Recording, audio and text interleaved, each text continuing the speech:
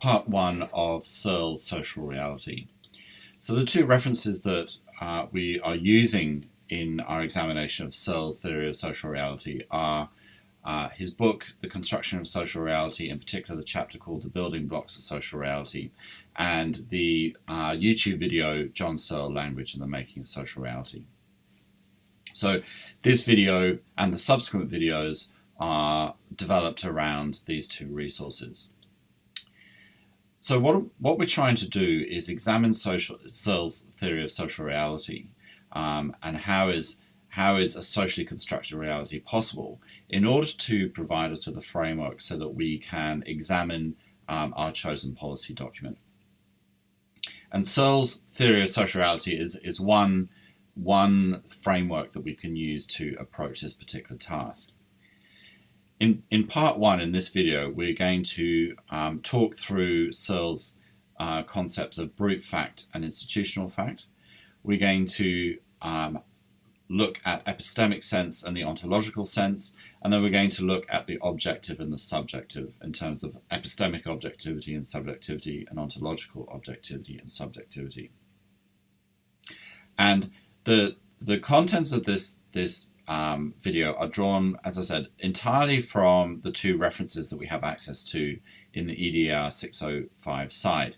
And what I'm going to try and do is just begin to unpack these concepts a little bit, so that we can start thinking about the analysis of policy.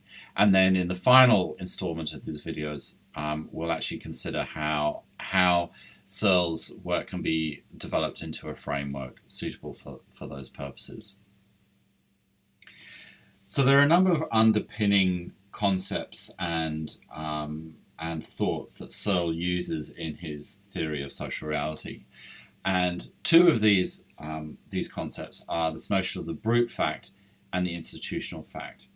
And they're really important for us to gain an understanding of, so that we can begin to grapple with unpacking policy. So the first thing that Searle refers to is this notion of the brute fact. And in Searle's theory, brute facts are those that are totally independent of human opinions. So they actually require no human institutions for their existence. And by institutions, we're not referring to necessarily to a building or a company, but by institutions, we're referring to those things that human beings have set up in order for life to function. So brute fact is really a fact that does not need any further explanation or intervention from a human being.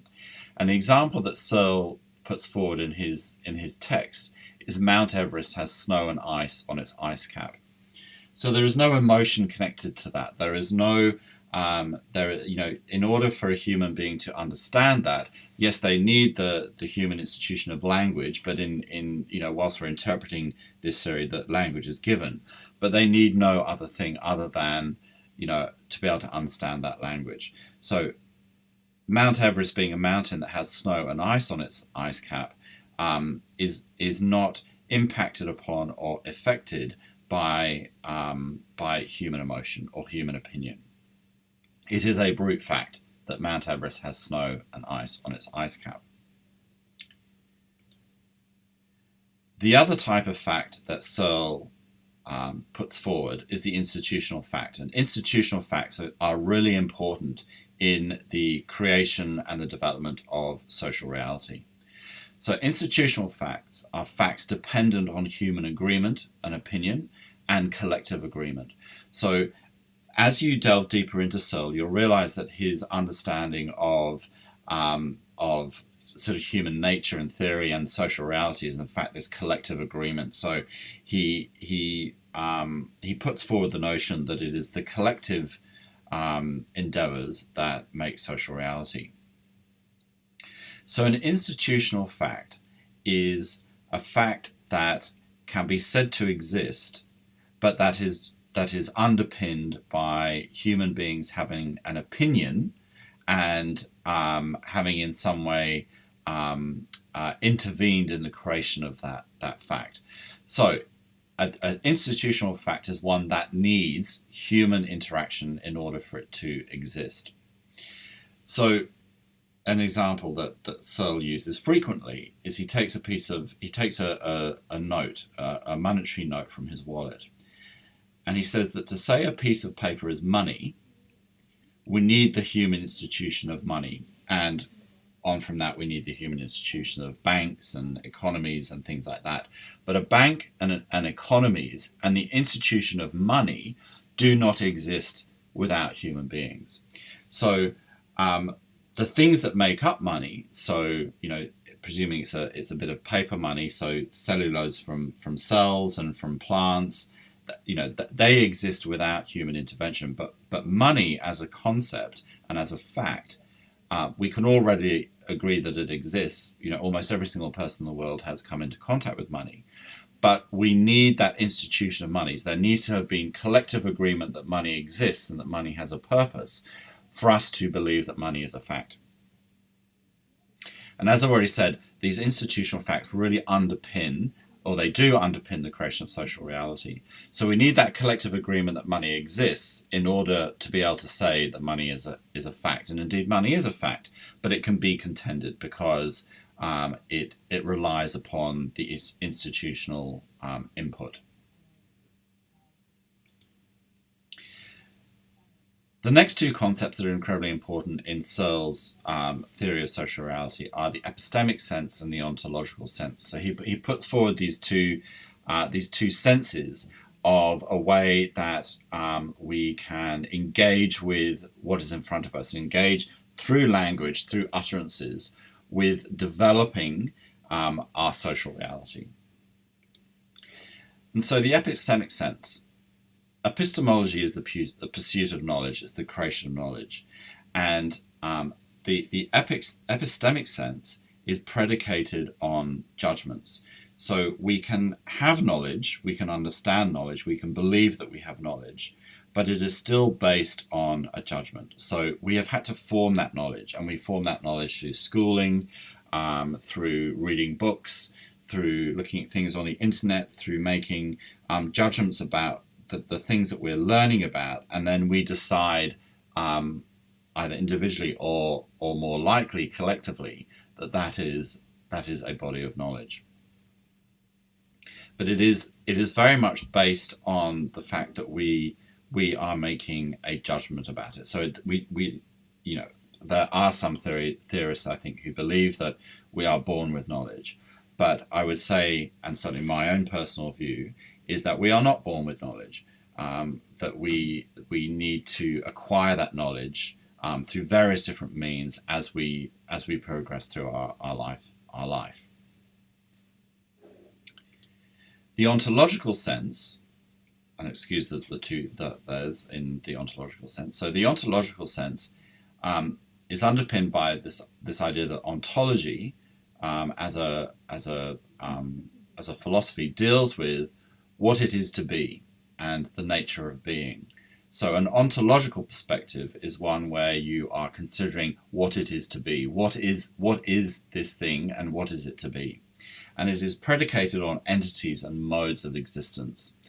And this idea of being predicated on a mode of existence or on an entity is that it is fact, and it sits out there in the world, and it is something that can be grappled with.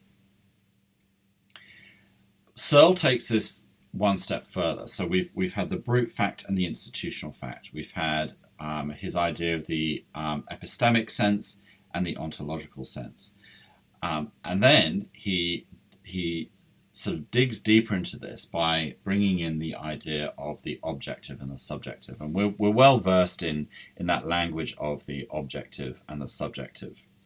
That an objective account is something that is embedded in fact and probably scientific proof, whereas something that is subjective is open to interpretation and is a little bit more nebulous.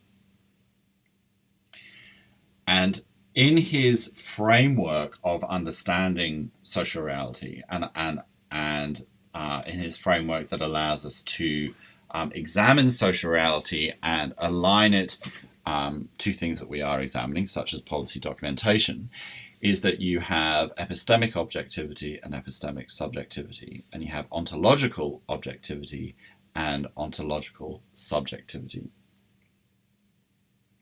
So if something is epistemically objective, it is what we as human beings consider to be fact.